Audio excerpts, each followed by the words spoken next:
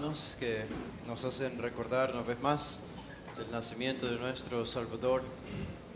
¿Sí me oye, verdad? No me oye, no sé.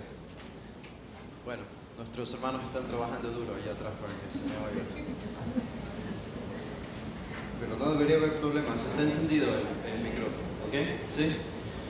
Bueno, y queremos aprovechar, ya que los hermanos ex-Cine estaban cantando, recordábamos también la semana anterior, el domingo por la tarde, cuando celebramos nuestro evento navideño, cantata y cena navideña, tiempo de adorar y celebrar el nacimiento de Jesús. Queríamos aprovechar esta oportunidad para agradecer a todos los hermanos que estuvieron sirviendo en este evento, desde los hermanos que participaron en la música, en el coro, los hermanos que sirvieron la comida, los que estuvieron en la cocina, los hermanos mujeres limpiando, los que estuvieron ayudando a cuidar los carros allá afuera.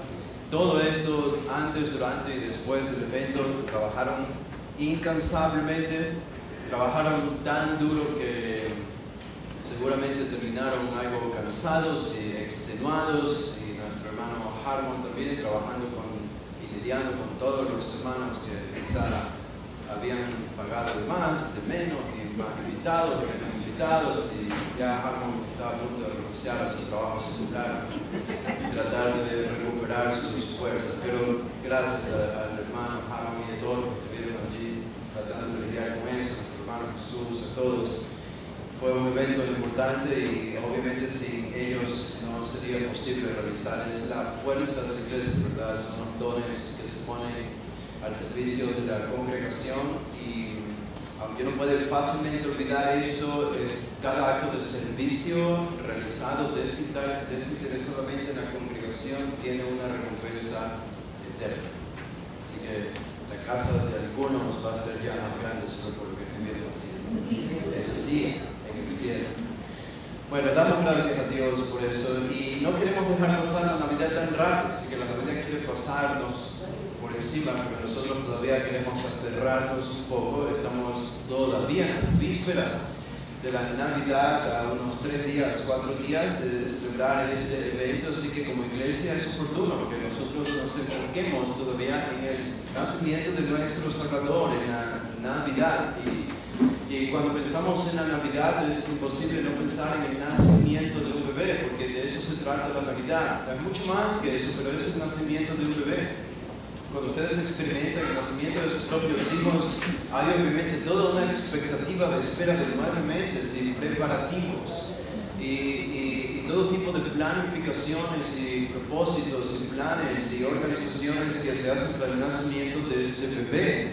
Cuando pensamos en el nacimiento de Cristo, del Salvador, tenemos toda una revelación que es el Antiguo Testamento como preparativo de este gran evento que ocurre al nacimiento del Nuevo Testamento, al inicio del Nuevo Testamento. Entonces, el nacimiento de Jesús no fue un nacimiento que ocurrió, si bien es cierto, en un lugar oscuro llamado Belén y desconocido para el mundo entero, pero para el pueblo de Dios, para el pueblo que estaba atento, para el pueblo que estaba sintonizado, conectado con Dios, con su revelación y con su palabra.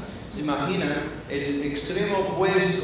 Aunque el mundo lo ignoró completamente y no vino inicialmente para proclamarse rey, este fue el nacimiento más esperado de toda la historia. El nacimiento más esperado de todos los reyes y príncipes que han nacido de madres. Este bebé fue profetizado desde el mismo primer libro de la Biblia, que es el Génesis. Así que tenemos cientos de años, más de 1000 años y más todavía, probablemente podríamos decir unos 4000 años de espera por el nacimiento de este bebé.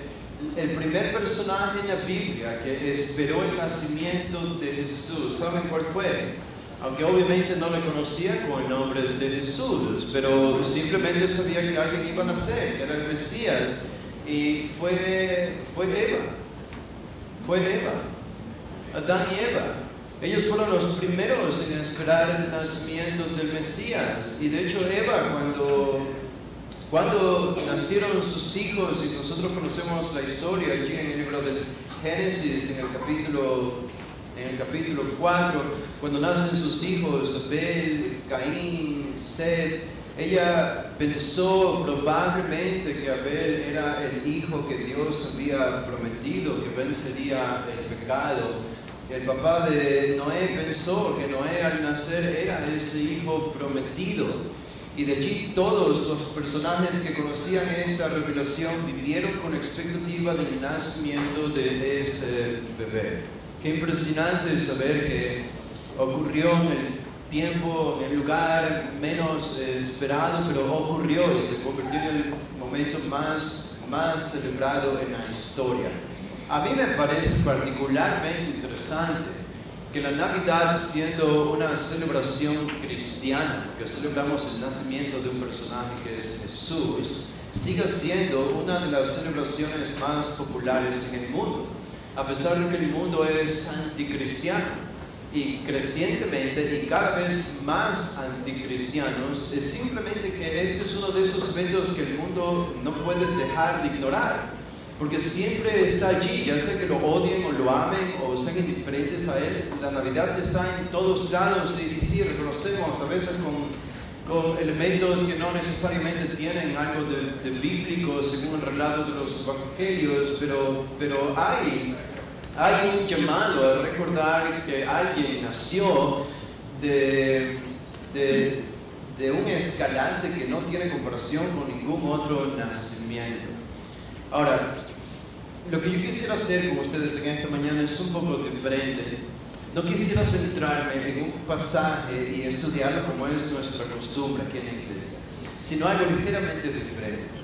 Porque pensando en el nacimiento de Jesús y pensando en la celebración de la Navidad, hay algo que nos llama la atención, y es que cuando pensamos en el nacimiento de Jesús, es imposible no darnos cuenta que esto es algo que debería estar no solo en nuestra celebración como cristianos, sino dentro de nuestro corazón.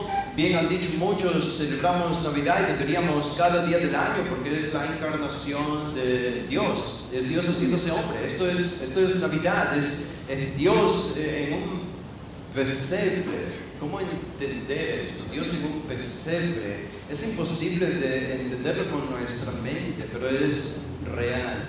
Y cuando imaginamos, pensamos y meditamos en este evento, vienen a nuestra mente indudablemente pasajes de la Biblia que hablan y narran del nacimiento de este bebé. Y sin embargo, no creo que vemos lo suficientemente bien siempre, o como deberíamos en la Escritura, la preparación del advenimiento del Mesías.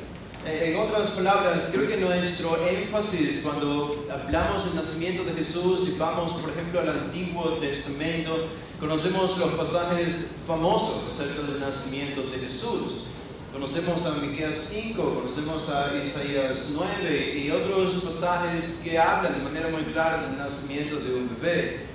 Pero no lo solemos ver en un contexto de el autor del Antiguo Testamento pensando en la venida de un niño, en la venida de un bebé, y él hablándonos de este mismo personaje en un capítulo, y en el siguiente, y en el siguiente, y en el siguiente, y en esto convirtiéndose como en el centro de su revelación. Es decir, en una revelación que tiene un contexto mayor de 4 o 5 capítulos en el que él está hablando acerca de este evento, en lugar de solo verlo en pasajes esporádicos y separados el uno del otro. Y eso es algo que podemos hacer aquí. Yo creo que es útil, y es útil porque nos va a mostrar la importancia de la Navidad, la importancia que tenía particularmente para Isaías la Navidad, que me parece a mí un poco contradictorio que cristianos traten de satanizar o atacar la celebración de la Navidad. Entiendo las tradiciones que no son bíblicas o prácticas incluso pecaminosas en el tiempo de la Navidad, pero para nosotros los cristianos que celebramos la Navidad, creo, como debe ser, incluso con elementos tradicionales que no son necesariamente bíblicos, pero tampoco son malos ni pecaminosos. Debe ser un momento de gozo y de regocijo, pero no siempre lo es. Hay una larga historia aquí, yo les voy a hablar un poco de esta historia a medida que avancemos, pero por ahora pueden ir conmigo a Isaías el capítulo 6. Isaías el capítulo 6, hablamos de este pasaje y algo que, o lo leímos en la lectura bíblica, y algo que creo que debemos tener en cuenta cuando leemos la Biblia, esto ustedes lo saben, o la mayoría de ustedes, es que estamos tan agradecidos por hombres que, especialmente después de la Reforma Protestante, un amigo de Lutero, Epifanus era su nombre, fue uno de los promotores y los que hizo que la Biblia pudiese tener números de versículos y capítulos. Estamos muy agradecidos. Ustedes pueden imaginarse si yo les diría en este momento, vayan a Isaías. Ustedes saben Isaías, pero ¿dónde? Si no tuviese el número de capítulos y versículos. Sería un pequeño problema para estudiar la Biblia, al menos en nuestros cultos, incluso en Biblias digitales. Puedes abrir tu Biblia en Isaías, pero ¿en qué parte de Isaías si no tuviese esos números? Así que estamos agradecidos. Son tan útiles estos números de versículos y capítulos, pero también es importante reconocer que no son inspirados. ¿Ok? No son inspirados. Son útiles, pero no son inspirados. Y al no ser inspirados, uno de los pequeños problemas que esto puede causar es que a veces hay divisiones de capítulos donde no debería haber.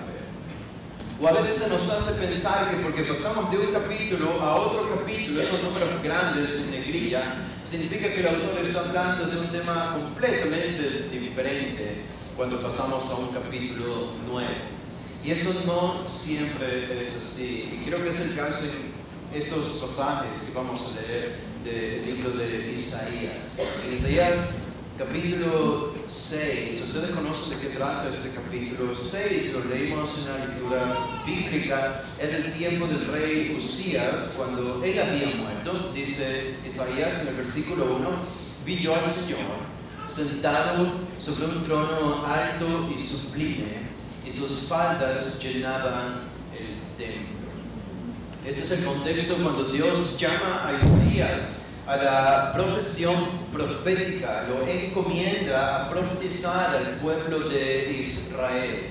Y en este llamado de Isaías encontramos revelaciones importantes que incluso Juan en Apocalipsis toma de este capítulo 6 de Isaías y los inserta allí en Apocalipsis 4 y capítulo 5, porque en realidad este capítulo 6 es un acto de celebración.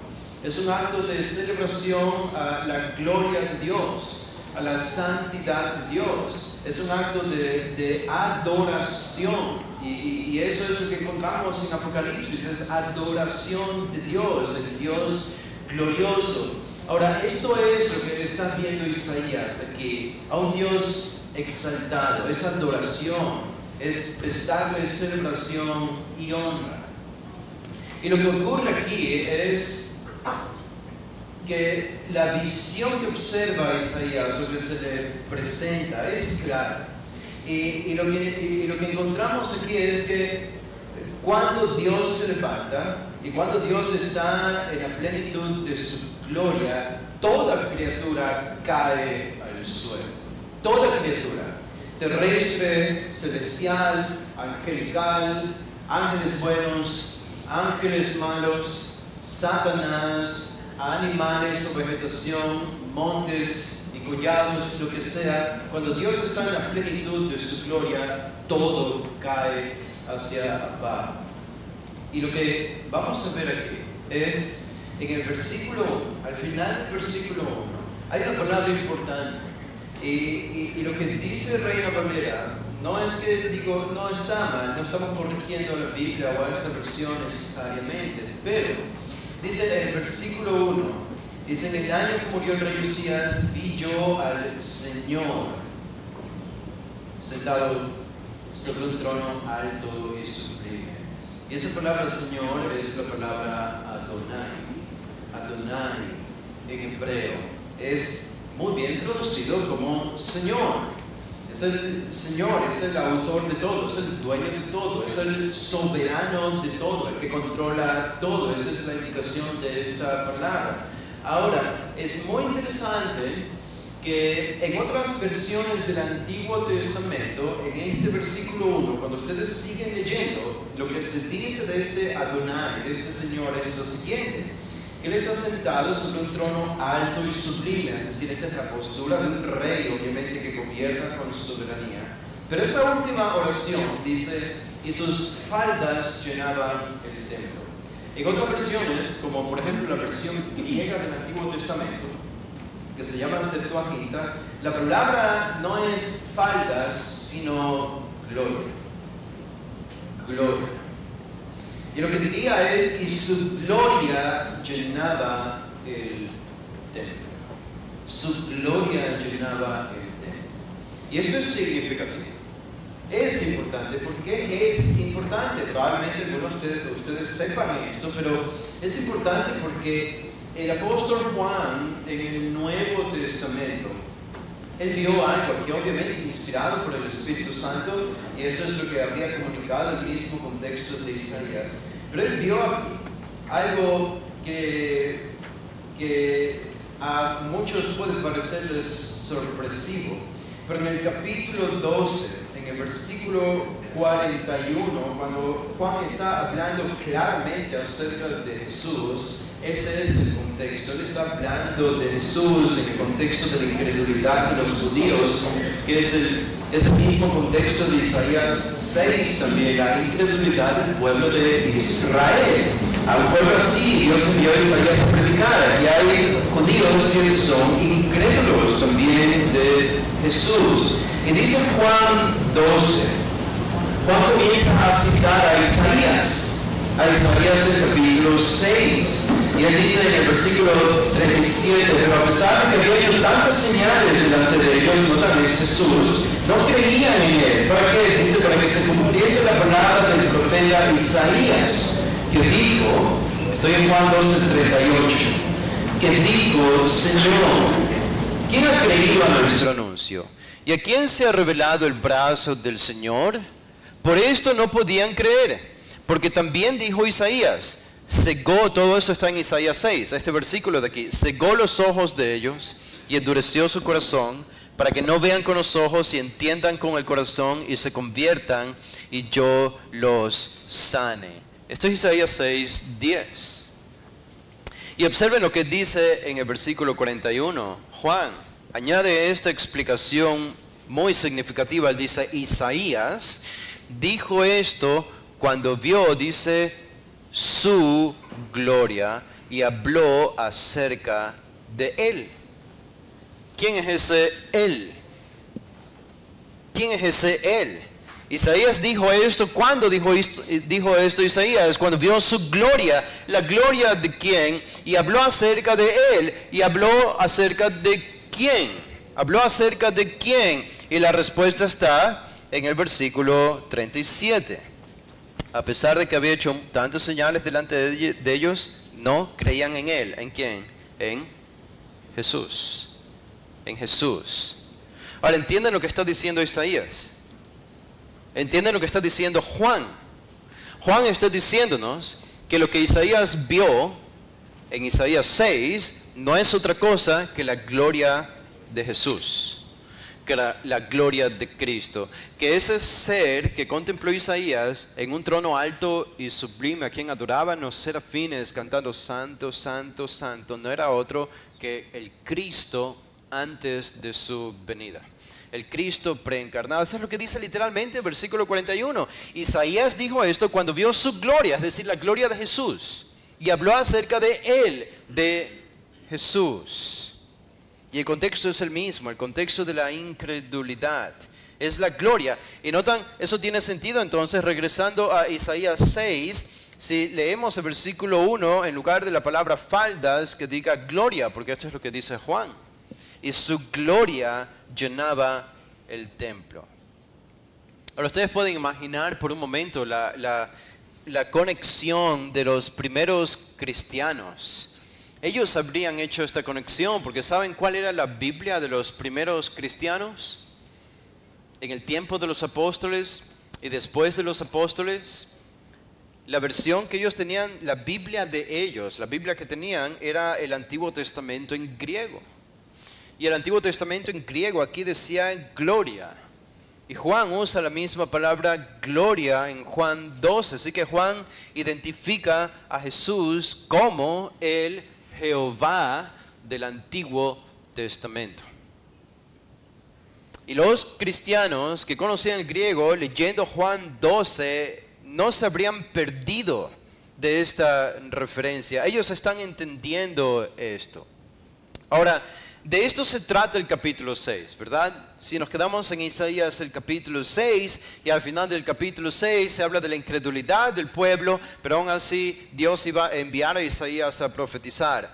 Ahora, cuando vamos al capítulo 7, nosotros tendemos a pensar, bueno, esto es el capítulo 6, el 7 es algo completamente diferente, o incluso opuesto, un tema muy lejos de lo que encontramos en el capítulo 6. Y sin embargo, si contemplamos y nos quedamos con la idea de que en el capítulo 6 lo que tenemos es una revelación de la gloria de Cristo, ¿ok? Eso es el capítulo 6, es la revelación de la gloria de Cristo, y es Cristo preencarnado quien encomienda a Isaías, a la misión profética, al pueblo de Israel. Okay, es Cristo. En el capítulo 7, en particular, ¿de qué se trata este capítulo 7? En particular, el versículo 14. Aquí encontramos a Acaz. En los días de Acaz estamos, que era hijo de Usías, el rey de Judá, y había venido la noticia de que Siria se había confederado justo al norte de Israel, y este era un gran problema para el rey de Judá. Habían ataques, habían amenazas y el peligro de destrucción. Él tenía miedo, él consulta a Jehová, consulta a Isaías, Jehová le da una revelación a Isaías, y entonces dice el versículo 14. El 13 dice, dijo entonces Isaías, oíd ahora, casa de David, ¿os es poco el ser molestos a los hombres, sino que también lo seáis a mi Dios? Por tanto, dice, el Señor mismo os dará señal. El rey no quiso pedir señal, entonces Dios le dio una señal. He aquí que la Virgen concebirá y dará a luz un hijo, y llamará su nombre Emmanuel. Y nosotros sabemos que Emmanuel es traducido Dios con nosotros. El Nuevo Testamento también nos enseña esto. Este versículo 14 en particular, ¿notan de qué se trata, o al menos qué contiene este versículo 12? ¿A dónde nos lleva este versículo 7? Perdón. El capítulo 7 nos lleva al advenimiento de un personaje que va a nacer de una virgen, y se nos da la identidad de este personaje, que es Dios. Este versículo 14 es increíblemente impactante porque está diciendo literalmente Dios va a nacer de una mujer. Y más todavía, Dios va a nacer de una mujer que es virgen. Y una revelación de tal magnitud para un israelita en el Antiguo Testamento que entiende quién es Dios, el control y el poder soberano de Dios, y que tú escuches que un Dios infinito y eterno de pronto va a nacer como un ser humano, es increíble. Es increíble, no estoy seguro que habrían pensado ellos. Eso sería conjeturar de mi parte, pero esto es lo que literalmente está diciendo Isaías aquí. Y esta es una profecía, es la profecía. Ahora, ¿pueden ustedes hacer la conexión con el capítulo 6? Si el capítulo 6 se nos está hablando de la gloria de Cristo, la gloria de Cristo. Este es el Jehová del Antiguo Testamento. Lo que nos dice este capítulo 7 y este versículo 14 es que este Jehová, alto y sublime, santo, santo, santo, va a nacer como un bebé cualquiera de una virgen.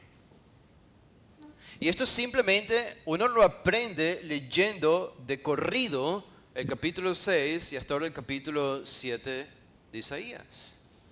Es algo que no tiene precedentes en ninguna religión pagana.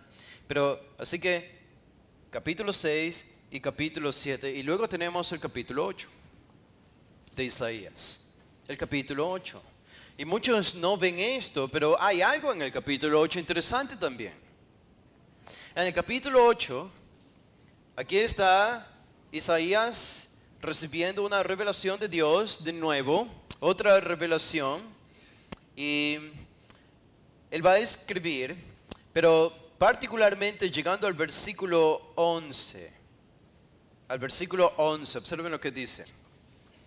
Dice, porque Jehová me dijo de esta manera, con mano fuerte, y me enseñó que no caminase por el camino de este pueblo, diciendo, no llames o no llaméis conspiración a todas las cosas que este pueblo llama conspiración, ni temáis lo que ellos temen, ni tengáis miedo. Y dicho sea de paso, esto es algo que debemos recordar y puede ser importante. No llames conspiración a lo que el pueblo llama conspiración. A veces lo que el mundo llama conspiración es simplemente la verdad. Pero no temas lo que ellos temen, ni tengas miedo. Dice versículo 13. El 13 es importante. Dice, a Jehová de los ejércitos, a Él santificad, sea Él vuestro temor, y Él sea vuestro miedo. Y ustedes pueden notar también el versículo 10, dice, tomad consejo y será anulado, proferid palabra y no será firme, porque Dios está con nosotros. Esto no es otra cosa que Emmanuel. Dios está con nosotros, Emmanuel. Pero el versículo 13, a Él santificad, sea Él vuestro temor y Él sea vuestro miedo. ¿Quién? ¿Quién es este personaje? Según el versículo 13, Jehová. Jehová. A Él santifiquen, que Él sea nuestro temor y que Él sea nuestro miedo. No a reyes paganos, no a reyes políticos, no a mis enemigos de carne y sangre, no a hombres, no a mujeres, no a personas poderosas, no a personas que tienen mucho dinero o que pueden amenazar incluso mi vida. Es un error tener miedo a ese tipo de personas. Lo correcto es temer a Jehová de los ejércitos. Ahora ustedes pueden preguntarse qué tiene que ver esto con lo que hemos visto en el capítulo 6 y el capítulo 7, la gloria de Cristo y la gloria de ese Jehová del capítulo 6 haciéndose un bebé para nacer de una virgen en el capítulo 7. Bueno, que en este capítulo 8 también encontramos una referencia en el Nuevo Testamento de esto.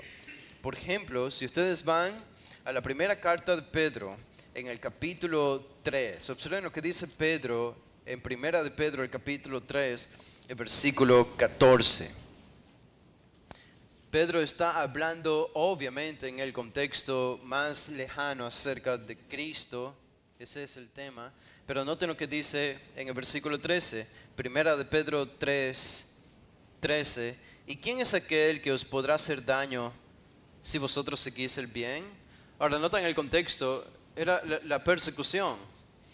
Pedro escribe a cristianos que estaban siendo perseguidos y estaban sufriendo. Algo interesantemente es similar al contexto de Isaías 8, en que el pueblo estaba siendo amenazado por un rey enemigo. Y Pedro dice, versículo 14, mas también, si alguna cosa padecéis por causa de la justicia, bienaventurados sois. Por tanto, no os amedrentéis por temor de ellos, ni os conturbéis. Esto es lo mismo que dijo Isaías al pueblo. No teman, no se conturben. ¿Por qué? Dice, ¿o qué deben hacer? Versículo 15, sino santificad a Dios el Señor en vuestros corazones y estad siempre preparados para presentar defensa con mansedumbre y reverencia ante todo el que os demande razón de la esperanza que hay en vosotros. Ahora, ¿saben ustedes que la primera parte de ese versículo 15 es una cita del versículo que leímos en Isaías 8, 13? Es una cita de Isaías 8, 13. Santificad a Dios el Señor en vuestros corazones. ¿Qué dijo Isaías? ¿Santificad a quién? En Isaías 8, 13, a Jehová de los ejércitos, a Él santificad. ¿Y qué dice acá Pedro? Dice, santificad a Dios, el Señor, en vuestros corazones. Algo interesante aquí que ustedes no verían necesariamente, pero si ustedes toman la versión, la Biblia de las Américas, o la Nueva Biblia de las Américas, se van a dar cuenta que aquí en lugar de la palabra Dios aparece la palabra Cristo. Pedro dice en realidad, sino santificad a Cristo el Señor en vuestros corazones. Ahora, esta no es una contradicción entre las dos versiones, porque al final es lo mismo. Pero todo apunta a que en el griego en realidad la palabra que aparece aquí es Cristo, no Dios. Y de nuevo entonces, tenemos que Pedro está identificando al Jehová de Isaías 8 como el Cristo en el Nuevo Testamento. Lo mismo que hemos encontrado en Isaías 6. Lo mismo que hallamos en Isaías el capítulo 7. Pedro identifica a Jesús como Jehová. El Jehová que se debe santificar. Y obviamente tenemos a Isaías el capítulo 9. Isaías el capítulo 9 es obviamente, explícitamente un capítulo navideño. Porque explícitamente nos habla del nacimiento de este bebé. Pero incluso en el capítulo 10 podríamos encontrar algo interesante en el capítulo 10 que Pablo en el Nuevo Testamento cita en Romanos el capítulo 9. Pero quizá por falta del tiempo no lo voy a hacer y nos podemos quedar en el capítulo 9. Esto como introducción para entrar al capítulo 9. Ahora, estas palabras que hemos leído en Isaías, que podríamos decir que concluyen en un clímax, llegando a una cima, a la revelación del capítulo 9, fueron escritas unos 700 años antes de Cristo.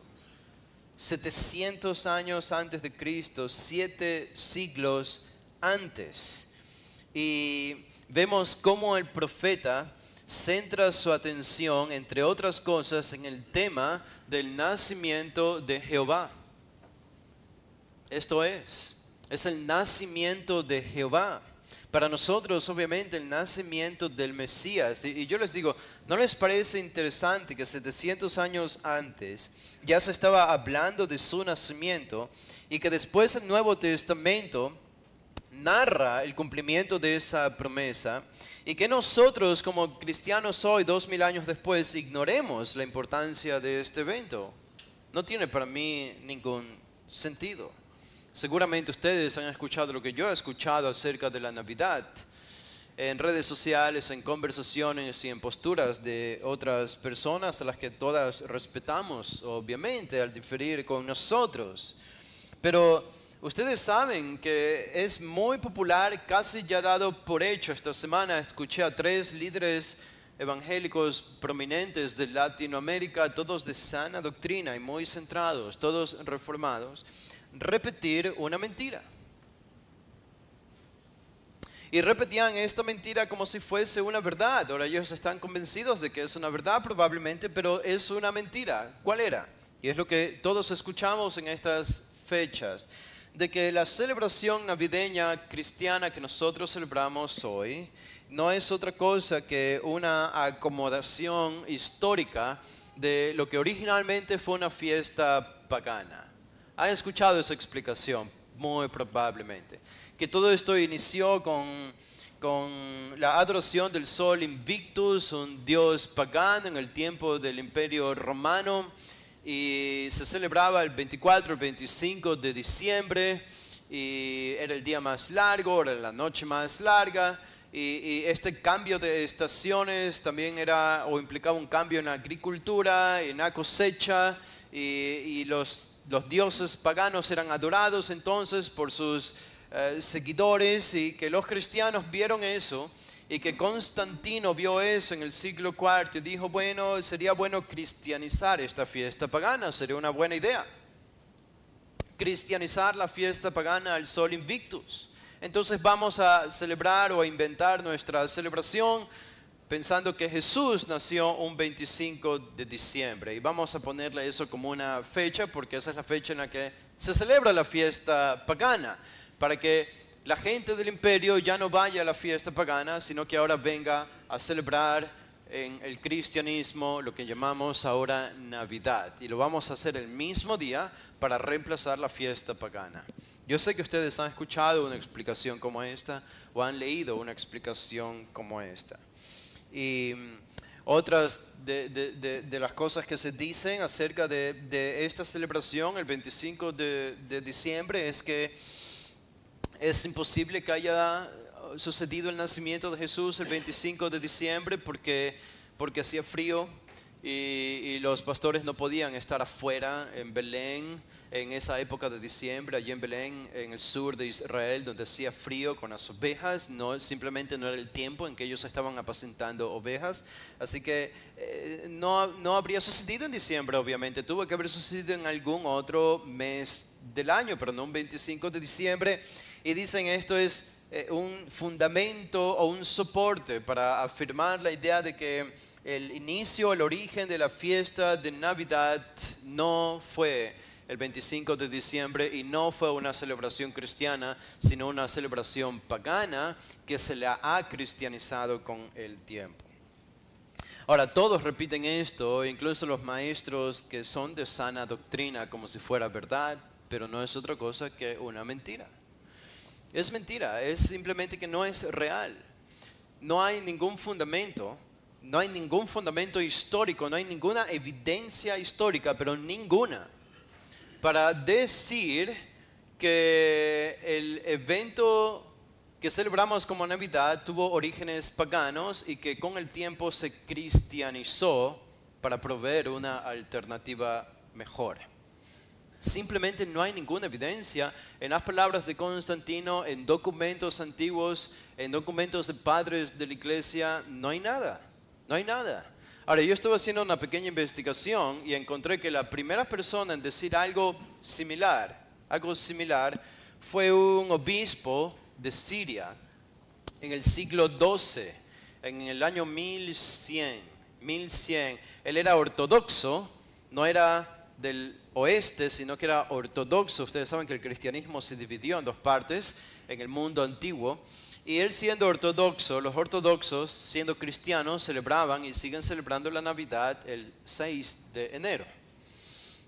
Mientras que la otra parte del Imperio Romano celebraba la Navidad el 25 de diciembre. Y él escribió en una especie de artículo de por qué debía ser celebrado no el 25 de diciembre, sino el 6 de enero. Y entre paréntesis menciona que por esa fecha se celebraba también una fiesta pagana. Esa es toda la documentación que existe. Toda la documentación que existe. Y cuando nosotros nos damos cuenta que la celebración de la Navidad para el siglo IV, es decir, los años 300, ya era una práctica de los cristianos. Y porque ya se la menciona en algunos documentos antiguos, esto te dice que si ya se la menciona incluso de pasada para el siglo IV, los años 300, seguramente en la práctica ya comenzó incluso antes, en los años 200 o años 100. Y esta fiesta pagana supuestamente nace por el año 300, casi el 400, es decir, incluso después que inicia la celebración navideña de parte de los cristianos. ¿Y qué decir acerca de los pastores en Belén? Ustedes vivimos en Guayaquil. Ahora se supone que debería hacer mucho calor, pero por alguna razón en las noches hace algo de frío, ¿verdad? O en las mañanas. Y a veces cuando debe hacer algo de frío, debe estar fresco, hace mucho calor. Ahora exactamente lo mismo podía suceder en Israel y en Belén. No necesariamente estaba frío, no necesariamente en diciembre los pastores estaban encerrados. Claro que en diciembre los pastores podían estar afuera apacentando ovejas. No hay ninguna fuente histórica que diga que esto no podía pasar. Además, las ovejas tenían que ser apacentadas porque todos los días, casi siempre, habían sacrificios en los templos. Y por eso los pastores siempre debían estar con ovejas, porque las ovejas eran los sacrificios también. Así que esto pudo haber pasado perfectamente un diciembre. Ahora hay una historia más. Ustedes dicen, bueno, eso solo demuestra que el origen de la Navidad no es pagana. Ok, yo no creo que el origen de la Navidad es pagana y yo sí creo que los pastores pudieron haber estado apacentando ovejas en el mes de diciembre. No hay nada que niegue algo como esto, pero hay algo más. Y yo creo que lo que nosotros debemos hacer es seguir avanzando un poco más aquí. Y cuando llegamos al capítulo 9 de Isaías, nos encontramos con este pasaje algo confrontativo para nosotros, porque toda la narrativa nos lleva a este capítulo 9 y cómo presenta el autor a este bebé o este Jehová que va a nacer aquí. Noten lo que dice en el versículo 1, Isaías 9:1 más: no habrá siempre oscuridad para el que está ahora en angustia, tal como la aflicción que le vino en el tiempo que livianamente tocaron la primera vez a la tierra de Zabulón y a la tierra de Neftalí, pues al fin llenará de gloria el camino del mar de aquel lado del Jordán en Galilea de los gentiles. El pueblo que andaba en tinieblas vio gran luz. Los que moraban en tierra de sombra de muerte, luz resplandeció sobre ellos. Multiplicaste la gente y aumentaste la alegría. Se alegrarán delante de ti como se alegran en la siega, como se gozan cuando reparten despojos, porque tú quebraste su pesado yugo. Ahora noten desde este versículo 4. Tú quebraste su pesado yugo y la vara de su hombro, y el cetro de su opresor, como en el día de Madián. Dice, porque todo calzado que lleva el guerrero en el tumulto de la batalla y todo manto revolcado en sangre serán quemados. Pasto del fuego, es decir, no habrá más necesidad de guerra. ¿Por qué? ¿Por qué? Porque un niño nos es nacido, hijo nos es dado. En otras palabras, el nacimiento de este bebé, que no es otro que el Jehová del capítulo 6, del capítulo 7 y del capítulo 8, el nacimiento de Jehová va a terminar con la necesidad de guerras. No habrá más guerra, no habrá más necesidad de soldados ante el advenimiento de este bebé. Ustedes observan la primera parte de ese versículo 6, tiene dos frases que son paralelas. Algunos piensan que esto es poesía hebrea, y bien puede ser poesía hebrea. Dice, porque un niño nos es nacido, y por otro lado, hijo nos es dado. Si es que es poesía hebrea, a veces la poesía hebrea solamente enfatiza la misma idea con palabras diferentes en las dos frases. Y podría ser, algunos piensan, un reflejo de esto, el versículo 6. Pero también hay otra postura. Y la postura es que el versículo 6, la primera línea dice, porque un niño nos es nacido. Y no tan interesante esa forma de escribirlo de manera personal, la primera persona del plural. Nos es nacido, nos es dado. Esto es para nosotros. Es para nosotros. ¿Ok? No es para otras personas, no es para otra gente, es para nosotros, dice Isaías. Pero la primera línea es porque un niño nos es nacido. Y esa palabra nacido es la palabra yelet, que es muy común en hebreo para hablar del nacimiento de cualquier bebé. De un nacimiento natural. Y nosotros sabemos que el nacimiento de Jesús fue natural. Su concepción fue sobrenatural, pero su nacimiento fue natural. Esa es la palabra yelet. Pero la segunda parte, la segunda frase dice, hijo nos es dado. Hijo nos es dado. Y esa palabra dado es el verbo natán. Natán, como el nombre del profeta en el tiempo de David, es dar o entregar algo. Esa es la misma palabra que se usa aquí. Un hijo nos es dado. Y la palabra hijo es muy interesante aquí porque puede ser esta una referencia no meramente a un hijo humano, como la primera parte del versículo 6, sino que algunos han visto en esta palabra hijo una referencia a la divinidad de este bebé. Más o menos como aparecería en el Salmo número 2. El Salmo número 2, cuando se habla de el hijo, honrad al hijo para que no se enoje y perezcáis en el camino. Y diciéndole el padre al hijo que le ha dado todas las naciones como heredad para que las gobierne y para que lidere y para que juzgue con justicia. El gran Salmo número 2 aparece la palabra hijo en referencia al Mesías. Y si Isaías lo usa de esa misma manera aquí, no sería hijo una referencia a la humanidad de Jesús aquí, sino una referencia a la divinidad de este bebé que va a nacer. Y si esto es así, la primera línea enfatizaría que este es un ser humano como cualquiera, pero la segunda línea enfatizaría que este es un ser divino, como ninguno, que es el mismo Jehová. Y esto probablemente tiene sentido con lo que sigue diciendo Isaías aquí. Así que la primera frase es un nacimiento natural, pero la segunda frase podría ser una referencia al Hijo Eterno. El Hijo Eterno, a la eternidad de este personaje que no es otro que el mismo Cristo, como Juan capítulo 1, el Verbo se encarnó. Y el resto del versículo 6, noten cómo se lo describe. Dice, y el principado sobre su hombro, esto es la soberanía sobre su hombro, el control de todas las cosas sobre su hombro. Dice, y se llamará su nombre admirable, consejero. Ahora, nosotros podríamos entender esto también como un consejero admirable. De hecho, la Biblia de las Américas lo escribe de esa manera, y la mayoría de las Biblias en versión de inglés también lo escriben de esa manera. Consejero admirable puede ser de cualquiera de las dos maneras. Pero si tomamos esta referencia como admirable consejero, sabemos que Jesús, yo creo que este es un contexto sobre todo que se aplica para cuando Él venga en su segunda venida, pero que mostró destellos de esto aún en su primera venida como adelantos. Jesús fue un perfecto consejero. ¿Quién fue el consejero de los 12 cuando Él estuvo aquí en la tierra? Fue Jesús, el de los discípulos. ¿Imaginan tenerlo a Jesús como un consejero personal? Y cuando se fue Jesús al cielo, envió al Espíritu Santo como el consejero personal de todos nosotros los creyentes en su reemplazo. Él es llamado el consejero en el Nuevo Testamento, pero yo creo que esto se aplica más a su segunda venida. Él será un perfecto consejero para ministrar su reino terrenal cuando regrese por segunda vez. Pero noten la segunda descripción que da aquí Isaías acerca de este personaje. Dice que es Dios fuerte.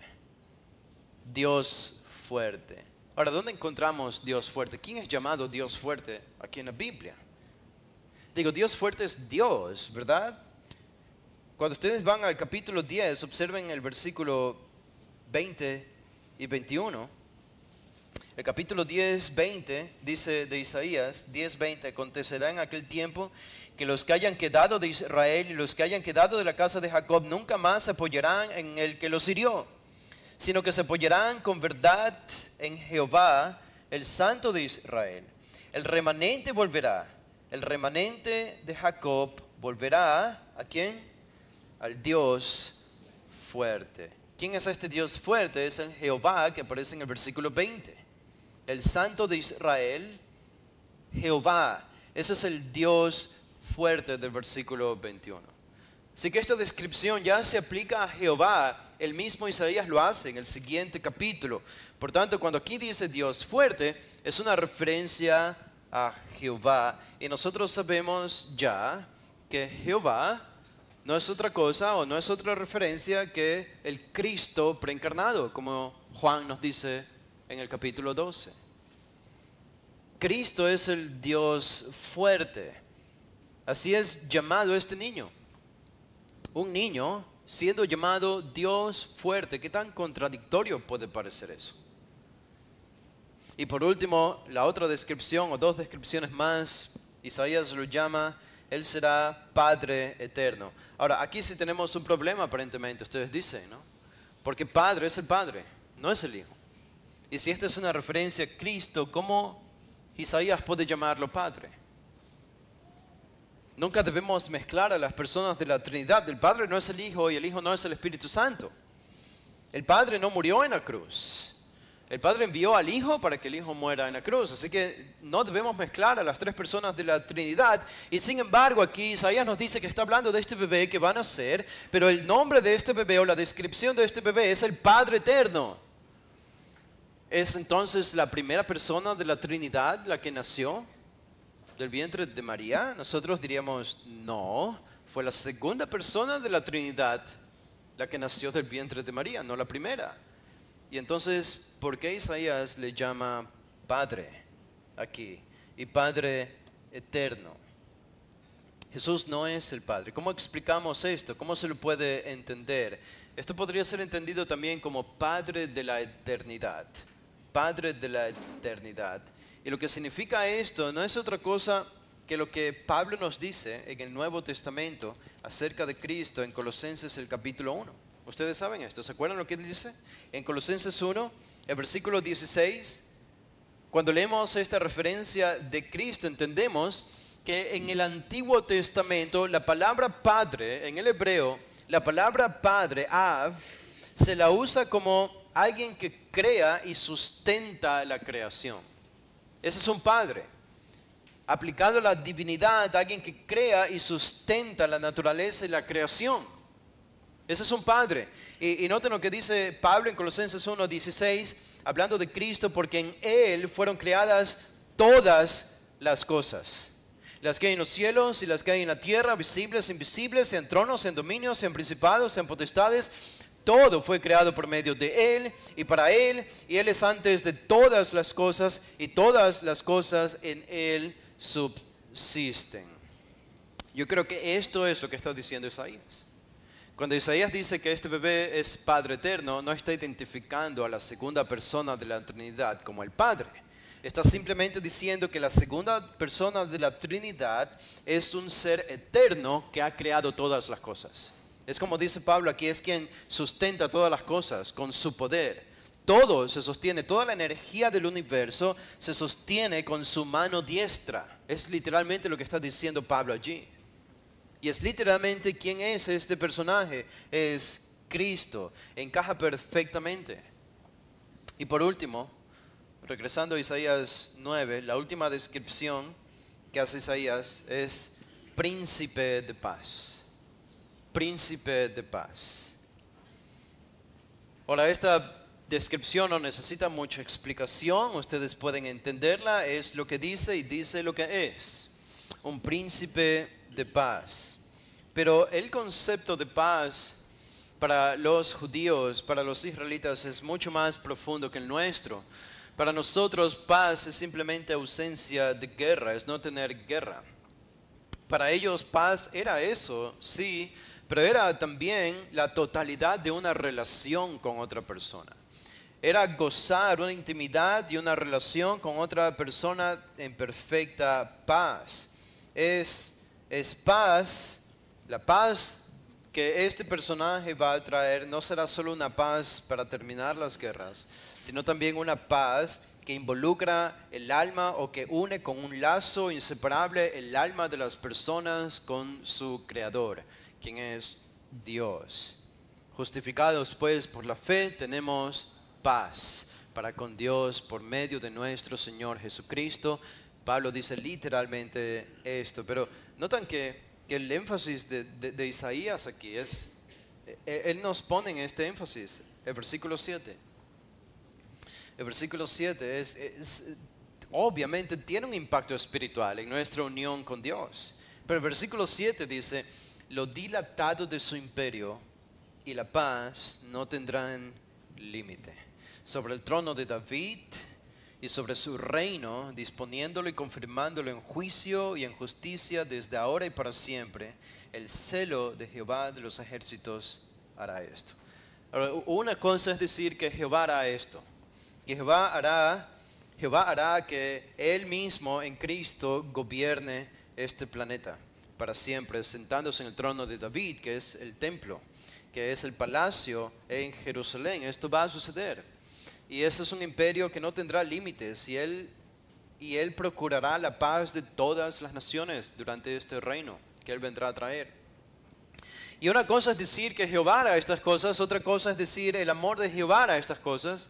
Pero si quieres enfatizarlo de manera tan segura, lo puedes decir de esta manera: el celo de Jehová de los ejércitos hará esto. Si Dios hace algo con celo, no es que lo hace mejor de lo que podría hacerlo de otra manera, porque Dios siempre hace todo perfecto, pero es simplemente una cuestión de énfasis. Ten por seguro que Dios lo va a hacer porque el celo suyo está en juego. Su propio nombre, su propia fama, su propia popularidad, quién es Él, es su propia gloria, es su propio nombre. Ahora, cuando nosotros pensamos en esto, ¿no? Estamos pensando en el nacimiento de Jehová.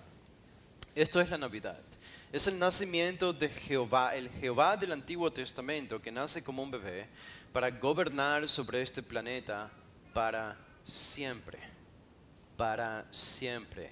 Y lo va a hacer junto a los que encuentren este lazo inseparable que es la paz por medio de Cristo.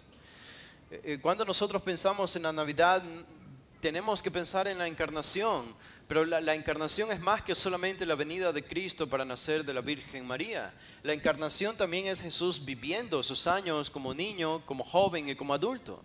Y la encarnación también es Cristo muriendo en la cruz. Y la encarnación también es Jesús sepultado y Jesús resucitado y ascendido. ¿Saben por qué? Porque todo eso nos habla del cuerpo humano de Jesús. Habría sido imposible que Jesús haga todo eso sin la encarnación. Este Jehová tenía que hacerse hombre, tenía que tomar venas y nervios y huesos y carne y piel humana.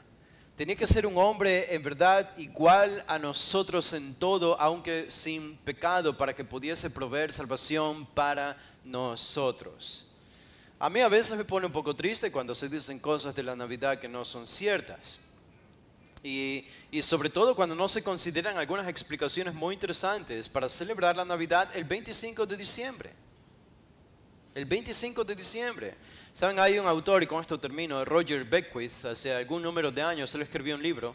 Él conocía mucho sobre documentos antiguos, documentos judíos y extra bíblicos, y la Biblia obviamente. Y él calculó, hizo un estudio acerca de si era posible saber cuándo habría nacido Jesús. Si es verdad que habría nacido un 25 de diciembre, aunque la Biblia no nos dice esto explícitamente, pero él alcanzó a encontrar un método interesante en la Biblia. Y él se enfocó en cuando el papá de Juan el Bautista, Zacarías, ¿se acuerdan qué estaba haciendo cuando aparece en Lucas el capítulo 1? Estaba sirviendo en el templo. En el templo. Y Lucas nos dice de qué división o de qué orden era Zacarías. De la clase de Abías, se nos dice, de los sacerdotes de Israel. Ahora, sucede que en el Antiguo Testamento, ya desde el Antiguo Testamento tenemos la lista de estas divisiones o clases de sacerdotes que debían turnarse para servir en el templo una vez al año. ¿Ok? Y sus descendientes debían seguir con esa misma costumbre. Y lo vemos hasta el tiempo de Lucas, del Nuevo Testamento. Hay maneras de calcular para saber qué mes le tocaría a cada división. En este caso, a la clase de Abías le habría tocado, por ejemplo, el mes, probablemente alguien diría el mes de marzo. El mes de marzo. ¿Ok? Entonces, si Zacarías, el papá de Juan el Bautista, estaba en el templo, sirviendo como sacerdote, su esposa Elizabeth, ya siendo mayores de edad, era estéril, y él había estado orando por un bebé. Y esto habría sucedido en marzo.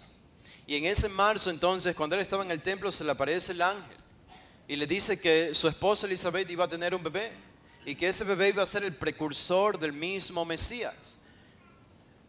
Zacarías fue castigado por no creer, por su incredulidad, pero regresa a casa, Elizabeth se entera y en ese mismo instante ella concibe un bebé. Ahora, cuando más adelante Elizabeth, ya estando embarazada de 6 meses, porque eso es lo que nos dice Lucas, 6 meses estaba embarazada cuando se encuentra con María, que apenas había concebido. Apenas había concebido. Entonces, María apenas había concebido, tendrían que pasar 9 meses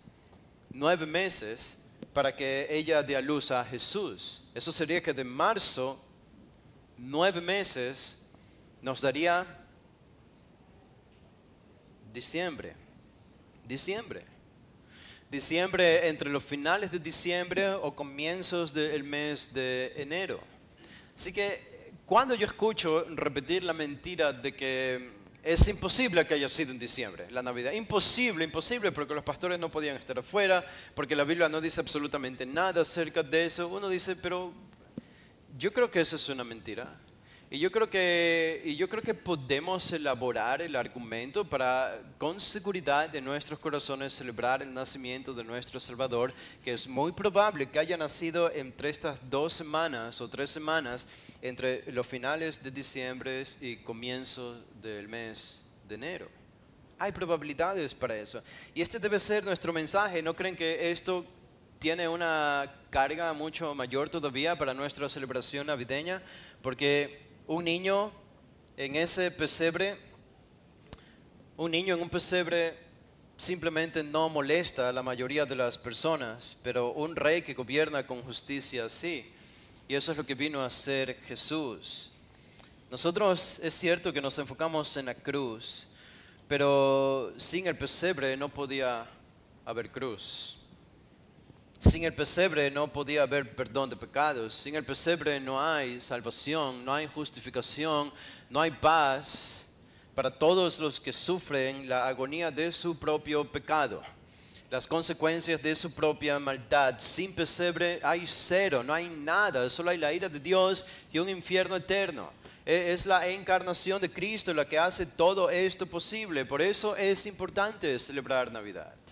Y por eso debe ser nuestra Navidad, por eso debemos reclamar la Navidad como nuestra celebración y seguirlo haciendo hasta la segunda venida de nuestro Salvador. Y saben que estoy seguro que incluso después de la segunda venida de nuestro Salvador, con mucha más razón podremos seguir celebrando Navidad. Vamos a orar para terminar. Padre, te damos gracias, Señor, por tu palabra, porque es de tal magnitud tu revelación. Hay tanto que considerar y tanto que descubrir en estas páginas de tu palabra eterna.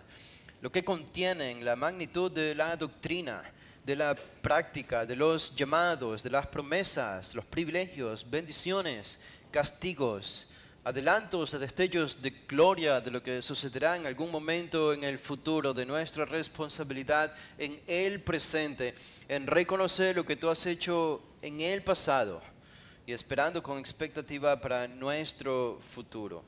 Tú eres el Dios que se humanó, el que nació en un pesebre. ¿Qué nivel de humillación? Porque no solo naciste en un pesebre, como dice Pablo en Filipenses 2, sino que naciendo en un pesebre tomaste la forma de un esclavo para morir como un hombre.